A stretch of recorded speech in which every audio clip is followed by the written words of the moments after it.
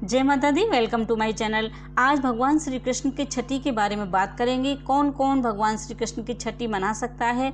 अगर अभी तक छठी नहीं मनाई थी तो क्या इस बार पहली बार हम छठी मना सकते हैं।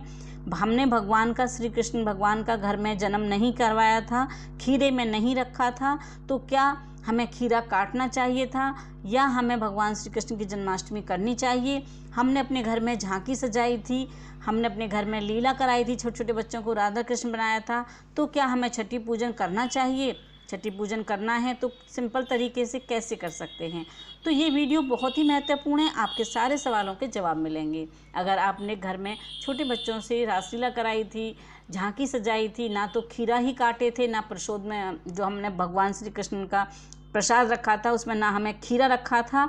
अगर हमारे पास लड्डू गोपाल नहीं है, शालिग्राम भगवान नहीं है, तो हमें छठी का पूजन करना चाहिए या नहीं करना चाहिए। क्या दोबारा से खीरा में रखना है या अगर अभी तक नहीं रखा तो रखना चाहिए। मैं आपके सारे प्रश्नों के आज जवाब लेकर आई हूँ। बहुत सारे क्वेश्चन आ रहे हैं कि जो लोग श्री कृष्ण भगवान की जन्माष्टमी करते हैं तो उन्हीं को छठी करनी चाहिए। तो कृष्ण छठी का जो पर्व है वो सबको मनाना चाहिए, ये मैं आपको सबको बताना चाहती हूँ। हमारे भारतवर्ष में, सनातन धर्म में, हमारे हिंदू धर्म में जो बच्चा पैदा होता है, जो भगवान श्री कृष्ण को अपने घर में, ये वैसे तो जन्माष्टमी जन्म उत्सव होता है, लेकिन खीरे में रखते हैं भगवान को। ये अपनी हम खुशी के लिए जन्म करते हैं भगवान का। सभी हर कोई भगवान श्री कृष्ण का अपना माँ का बनना चाहेगा, घर में जन्म करना चाहेगा, हंसी खुशी से कीर्तन करते हैं। तो कैसे खुशियाँ मना सकते हैं आप, वो मैं बता रही हूँ कि आप कीर्तन करा सकते हैं, घर में दरबार सजाकर भगवान का भोग लगा सकते हैं। आपकी मर्जी है, आप कढ़ी चावल का भोग लगाइए, आप 56 प्रकार के भोग लगाइए, आप खाली माखन मिश्री का भोग लगाइए, नाचिए गाइए, खुशियाँ मनाइए। हमारे हिंदू धर्म में हर किसी को अपनी खुशियों को मनाने का अलग अलग तरीका है। हर कोई बच्चा पैदा होता है तो उसकी छठी जरूर मनाई जाती है। बच्चा पैदा होने के 6 दिन बाद छठी मनाई जाती है, तो उसको बहुत अच्छी प्रकार से हमें मनाना चाहिए। मंदिर में दान करना चाहिए। आप क्या है, कढ़ी चावल बनाएं, अपने घर के मंदिर में भोग लगाएं, और आप चाहें तो 1 कटोरी कढ़ी चावल मंदिर में दे आएँ। आप ऐसे भी छठी मना सकते हैं। और आप चाहें तो भंडारा करवा सकते हैं, आप चाहें तो अपने घर में कीर्तन करा सकते हैं, आप चाहें तो बस कढ़ी चावल का घर में जैसे खाना बनाते हैं नॉर्मल कढ़ी चावल बनाइए और भगवान जी का भोग लगा दीजिए, बस हो गई छठी। तो इस तरह से आप कर सकते हैं। अगर आपने भगवान श्री कृष्ण का जन्म किया है तो आपको बादाम को घी के दिए से जला करके उसका काजल बनाना चाहिए और वो काजल अपने लड्डू गोपाल के आँखों में लगाना चाहिए। और जो माएँ हैं, घर में महिलाएं हैं, स्त्रियां हैं, उनको अपने पैरों में महावर लगानी चाहिए, बाल धोने चाहिए, सुंदर श्रृंगार करना चाहिए। ये छठी पे होता है। आप हरीरा बना सकते हैं, हलवा बना सकते हैं, मीठे पुए बना सकते हैं, जो गुड़ के गुलगुले होते हैं। इस तरह से आप भगवान की छठी मनाइए। तो छठी मनाने के बहुत प्रकार हैं, अपनी खुशी है। ये नहीं कि आपने भगवान को जन्म नहीं कराया, खीरे में नहीं रखा था तो छठी मनाना कोई ज़रूरी भी नहीं है। और अगर आप अपनी खुशी के लिए मना भी देते हैं तो इसमें कोई बुराई भी नहीं है, बहुत अच्छी बात है ना। आप भगवान के लिए कुछ कर रहे हैं। देखिए भगवान शंकर मतलब भगवान ने जब बाल रूप में जब जन्म लिया था तो शंकर भगवान उनसे मिलने के लिए जोगी का भेष बनाकर आए थे। तो जिनके चरणों से धारा निकलकर और महादेव ने अपने सिर पर धारा हो उसको, उनकी छठी मनाने का सौभाग्य अगर हमें प्राप्त होता है तो इससे खुशी की बात क्या हो सकती है। तो देखो, जन्माष्टमी के 6 दिन बाद हमें कन्हैया जी की छठी मनानी होती है। इस दिन भक्त, जो भी लोग अपने घर में छठी मनाते हैं, विधि विधान से भगवान को कढ़ी चावल का भोग लगाएं, पीले रंग के भगवान को वस्त्र पहनाएं, माखन मिश्री का भोग लगाएं।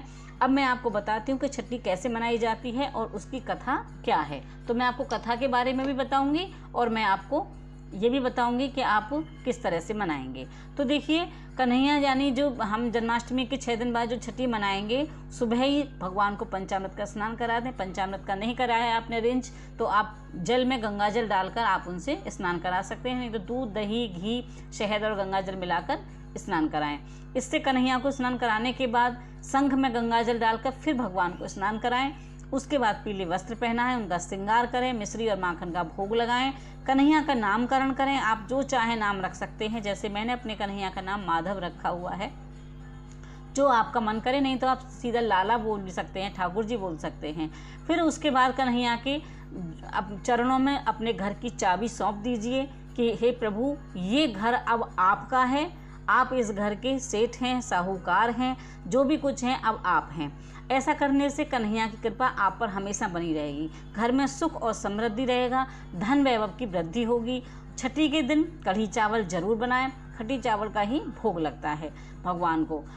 और अब मैं आपको बताऊंगी लड्डू गोपाल की कथा, जो छठी की मेन कथा है कि लड्डू गोपाल को लड्डू गोपाल क्यों कहते हैं, छठी क्यों मनाई जाती है, ये सब मैं आपको जानकारी दे रही हूँ। तो एक कथा के अनुसार क्या है कि श्री कृष्ण भगवान के एक परम भक्त कुंभन दास, उनका एक बेटा था रघुनंदन। कुंभन दास भगवान श्री कृष्ण के हमेशा पूजा करते थे और उनके पास एक चित्र था जो बांसुरी बजा रहे थे, तो हमेशा उसकी पूजा करते थे। उनके पास लड्डू गोपाल नहीं थे, चित्र की पूजा करते थे। अपने प्रभु को कभी भी वो घर अकेला छोड़कर नहीं जाते थे। एक बार कुंभन दास ने वृंदावन में भागवत कथा के लिए बुलाया, तो उन्होंने भागवत कथा में जाने से मना कर दिया।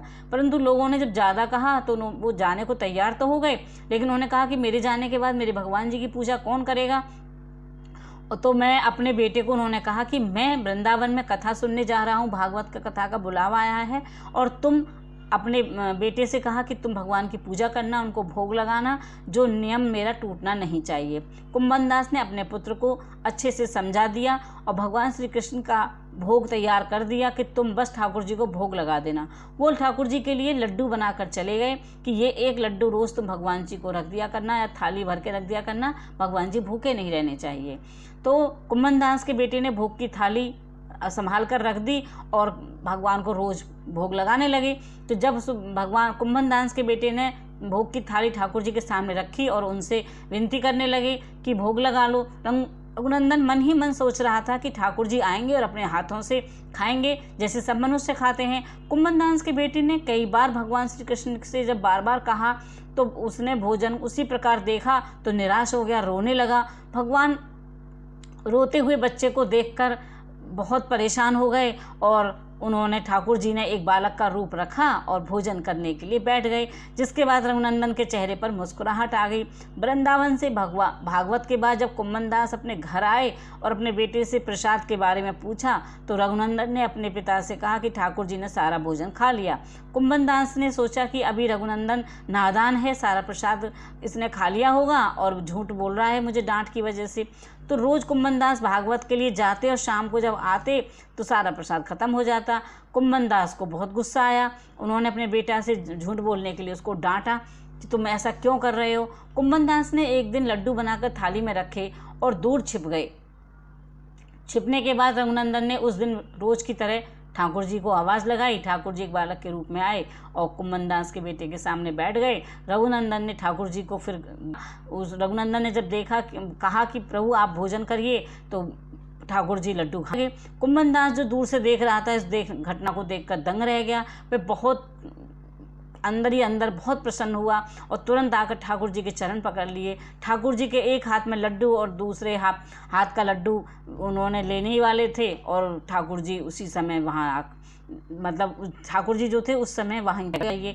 तो ये जो कुंभन दास को जब ये देखा कि भगवान लड्डू हाथ में ले रहे हैं और लड्डू खा के जाते हैं तो उसको बड़ी प्रसन्नता हुई और उसने भगवान को नतमस्तक हो गया भगवान का, और उनका नाम लड्डू गोपाल रख दिया। तो उसी दिन से भगवान का लड्डू गोपाल नाम है और उस छठी मनाई जाती है, भगवान को लड्डू गोपाल कहा जाता है।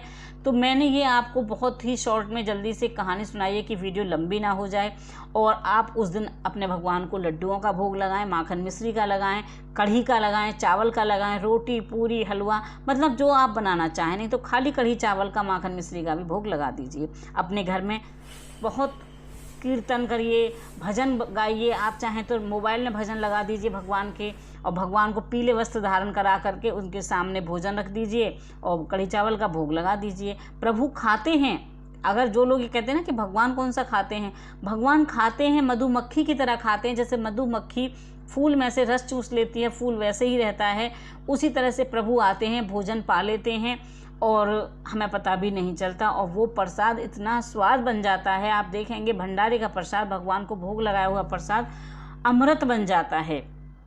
जिसको भगवान का प्रसाद मिल जाता है वो अमर हो जाता है, उसकी आत्मा शुद्ध हो जाती है, उसकी आत्मा तृप्त हो जाती है। तो आई होप कि आपको समझ आ गया होगा कि छठी मनाएं या ना मनाएं।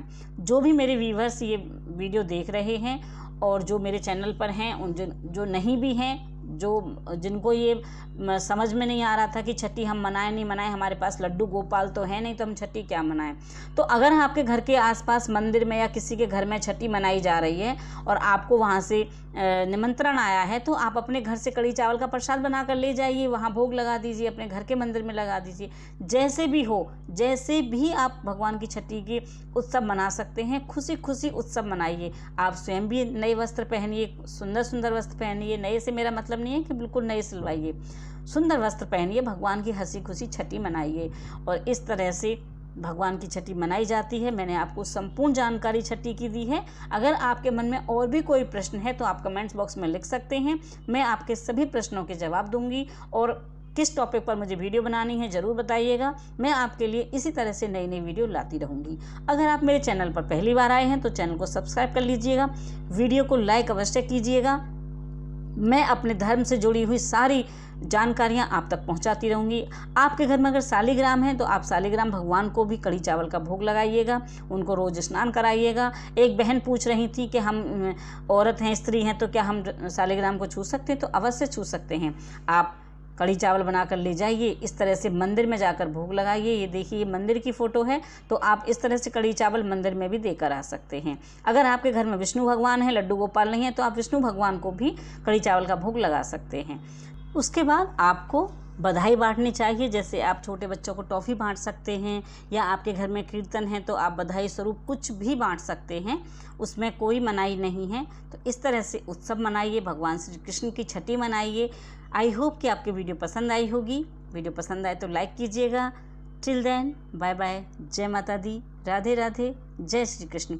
बने रहिए मेरे चैनल पर अच्छी अच्छी वीडियो देखने के लिए, सनातन धर्म की सारी जानकारी लेने के लिए।